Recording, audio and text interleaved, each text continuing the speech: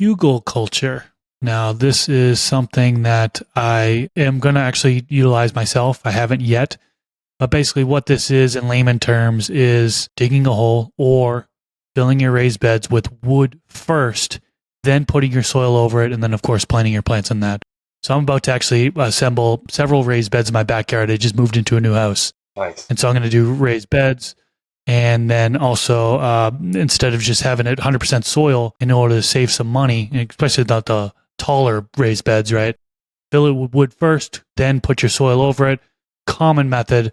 There's pros, but there's also cons to this method. Can you break down the pros and cons to this for us? Yeah, I'm a big fan of Hugelkultur. I grew up in East Tennessee, and every house is on an angle like this. If you miss a basketball shot in East Tennessee, it's going to be 45 minutes to get the ball back. And so so like you should have swales. That's like really important. Terraces or something is a really important physical aspect of growing with a challenge like that when you've got an incline like that. And so Hugelkultur is great for that because it's the natural swale. Hugelkultur is great because all that wood provides, as it breaks down, will provide a nice solid structure. And so you can basically just open the top of that up and use it like a raised bed for, forever without having to build a bed. And we worry a lot, especially with this plant, with the laws around it as far as the testing is concerned for heavy metals and that kind of stuff. Like that eliminates all those questions about, can I use this cinder block? Can I use this wood that may or may not have been treated with, lead arsenate or, whatever, I don't know. So mercury or arsenic to preserve wood or things like that. And so there's a bunch of advantages to it. It's really great in that you're usually, at least you're being encouraged to use materials gathered locally, keeping that carbon footprint down, preferably, off of your property. But, we do what we can. Downside of Hugelkultur is, and really the only downside to it to me, is that a lot of growers don't realize that the bacteria in the soil, it's got its own biological mission.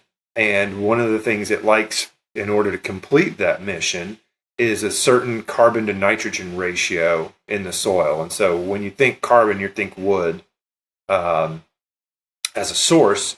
And so if you've got this big bag and you fill it up this high with, this full with wood, and then you put your nitrates, your greens, your compost, whatever on top, soil even, what you've done is you've messed up the carbon to nitrogen ratio. And so instead of that preferred 18-to-1 or lower, you've got this crazy high carbon to nitrogen ratio. And the bacteria in the soil insists on being 18-to-1 or lower. It's not a debate. They're not going to talk to you about it. You can't change their mind. In the same way that like people worry about fungal or bacterially dominated teas. When I first got into the soil food web stuff, I was really, focused on that. And then when I've realized, again, evolving, learning more is no matter what I do to that tea, I could hit whatever ratio, magically somebody wants, let's say. Once it hits that soil, there's certain equilibriums that the soil, biology is going to create. And so if you load up a bunch of wood, I just did it to myself this past year. I put in a 5-foot by 52-foot bed. And one end of it, Tad's dad came out here and did some digging with the tractor for me. And it was my mess up. I put a bunch of wood chips in front of the pile. And so one end, it's like a little 3-foot section, nothing grew in it last year because the bacteria is going to use your nitrates as an energy source. And this is the big takeaway, is going to use the nitrates as an energy source to break down that carbon.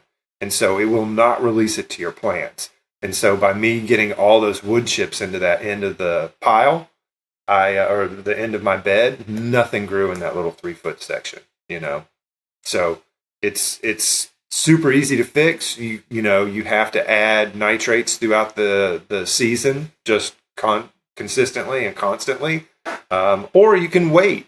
You can just you can build your Hugelkultur mounds and you can give them a year, and you can let the bacteria do what it needs to do, and then you can grow after that. And it's not homogeneous. It's not like you've got wood, soil, wood, soil, wood, soil throughout the whole thing. It's not super homogeneous. And so this top layer will act as a kind of a separate bed to a certain extent, but where it meets that wood layer, there is going to be a lot of biology going on, and it is going to mine for nitrates in your soil to do that. So I just hate to see people give up on Hugelkultur because it is such a cool thing, and they'll call me and say, "Hey, I did this and it's not working. My plants are all yellow and they're dying," and just tell them to add nitrogen or wait till next year. I'm really glad I learned that, because if I didn't know that and I did Hugelkultur and then saw a poor result, then I would probably get pretty upset. But knowing this information gives me a little bit more confidence in doing this approach. This clip is brought to you by AC Infinity. Use discount code MrGrow at 15 to save on any of their products.